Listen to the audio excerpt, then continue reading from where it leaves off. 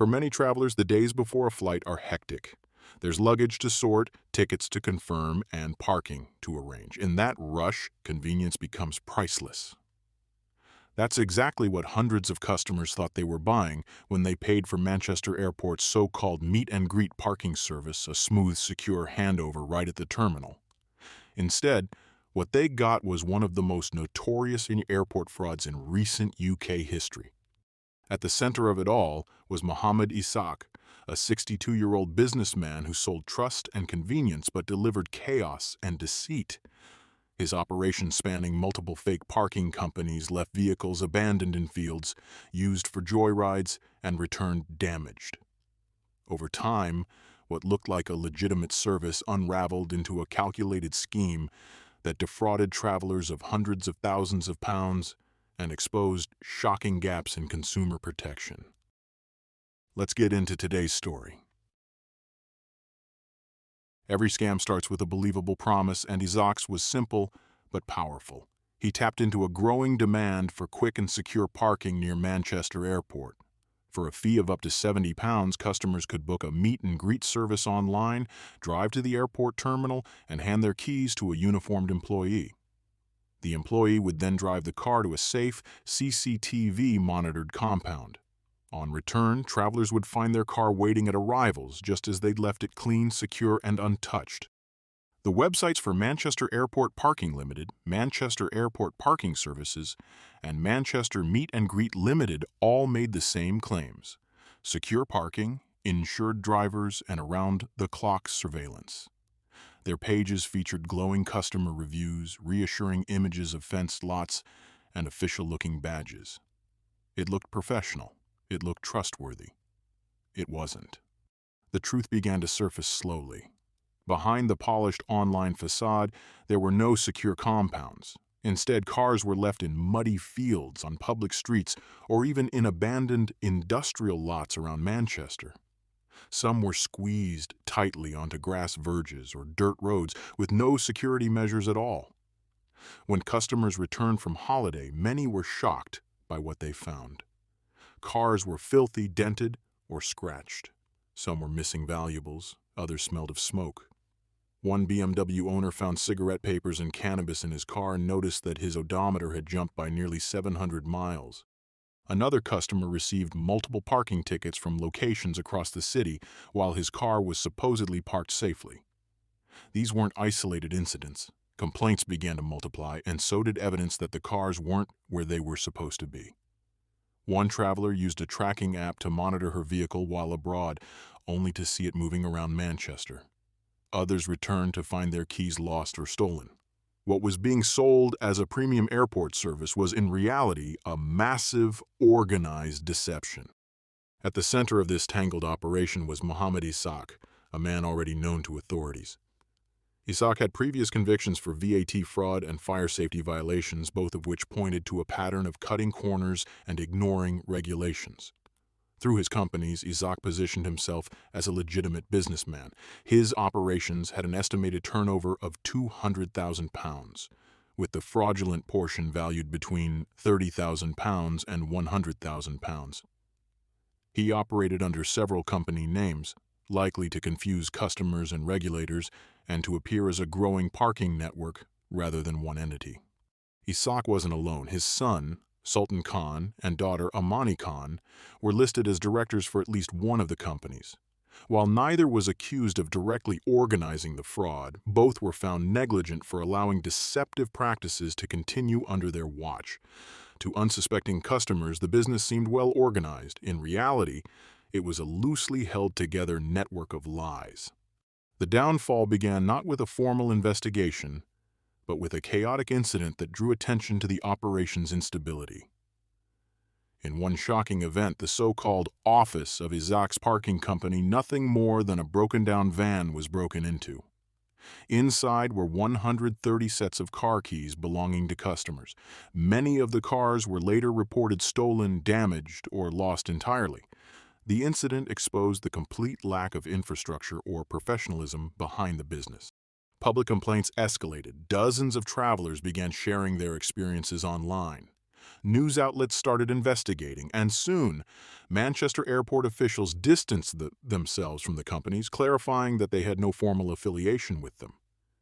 By 2018, the operation had collapsed under the weight of its own misconduct.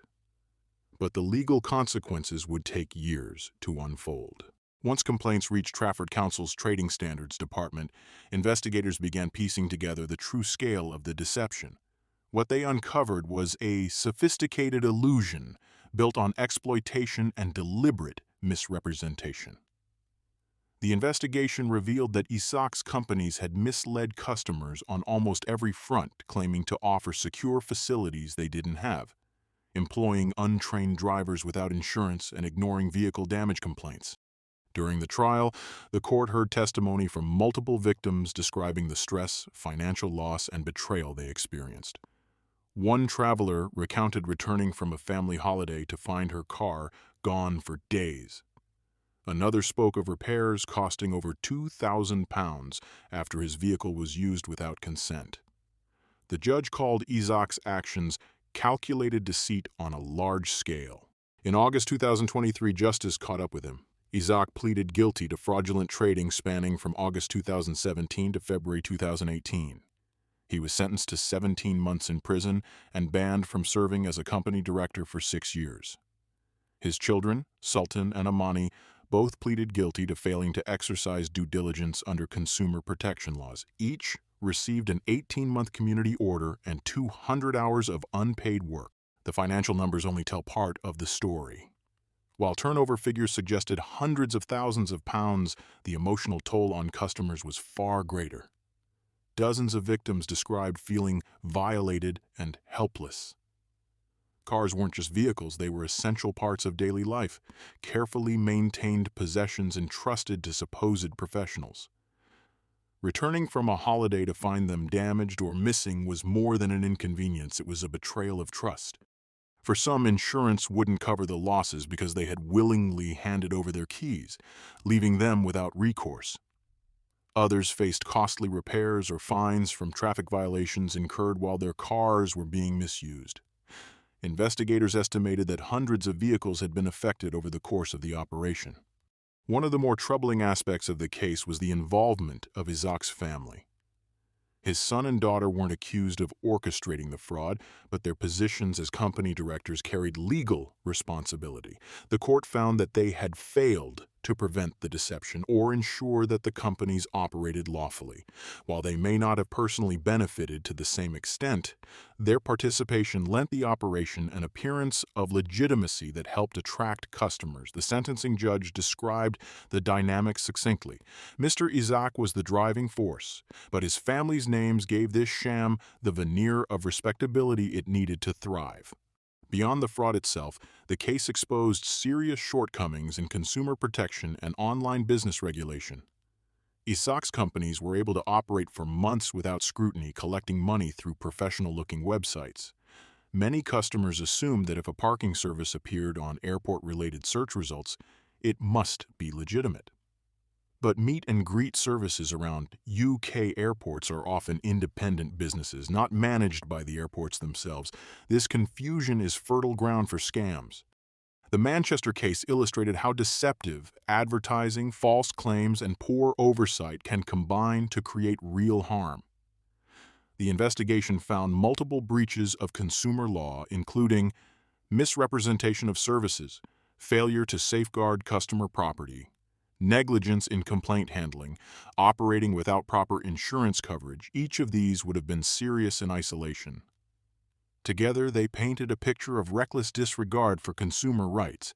The courtroom scene was the culmination of years of frustration, investigation, and anger.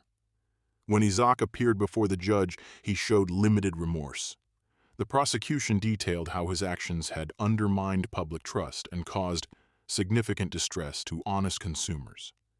The defense tried to argue that Isaq's health and age should mitigate his sentence, but the court wasn't swayed. The judge emphasized that this was not an accident or misunderstanding, but a deliberate act of deceit carried out over months, involving hundreds of customers and multiple fake companies. The sentence of 17 months in prison reflected both the financial and moral seriousness of the crime. His ban from serving as a director underscored the court's view that Isaq had forfeited any right to manage businesses in the future. The story doesn't end with Isaq's imprisonment. The Manchester Airport parking scam has since become a cautionary tale about the risks of convenience culture in the digital age. For many, this case was a harsh reminder that slick websites and low prices don't always equal legitimacy. Travelers now face a crowded market of online parking services, many of which operate independently from airports. Authorities have urged consumers to verify whether a company is officially accredited by the airport, check that parking providers display full addresses and insurance details, read independent reviews, not just testimonials on the company's own site. Trafford Council also used the case to push for tighter regulation of airport parking services and better collaboration between airports, trading standards, and law enforcement. What makes this case particularly striking isn't just the fraud itself, but the way it preyed on ordinary people's trust. Travelers weren't gullible. They were busy, rushed, and trying to make smart choices. The scam worked precisely because it mimicked legitimacy so well. From official-sounding company names to carefully worded ads, every detail was designed to lower suspicion. Isaq's downfall revealed how easy it can be to manipulate public confidence in services tied to major infrastructure like airports.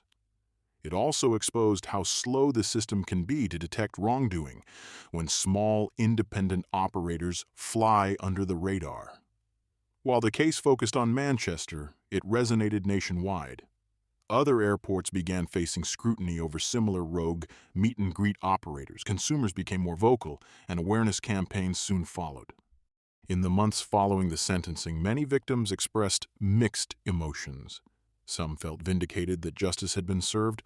Others remained frustrated that their financial losses couldn't be recovered. Trafford Council continued monitoring online parking ads and shutting down unregistered operators. Manchester Airport reiterated that it had no official connection with any of Isaq's companies and encouraged travelers to use only approved parking partners listed on its website. Yet the damage to public confidence lingered. For a time, even legitimate meet-and-greet services saw a drop in bookings, as travelers grew wary of handing over their keys to strangers. The Manchester Airport parking scam remains one of the clearest examples of how convenience-based services can be exploited when oversight fails.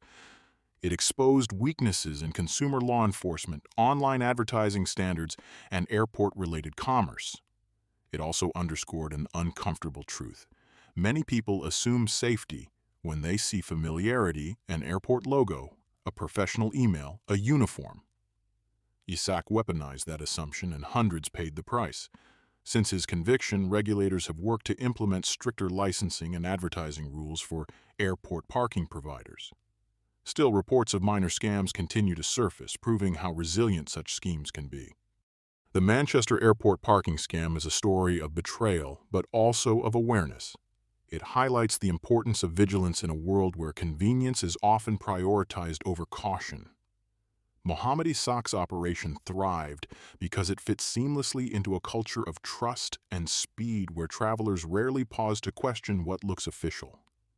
His fall serves as a reminder that integrity, once lost, takes far longer to restore. For consumers, the lesson is simple: always verify.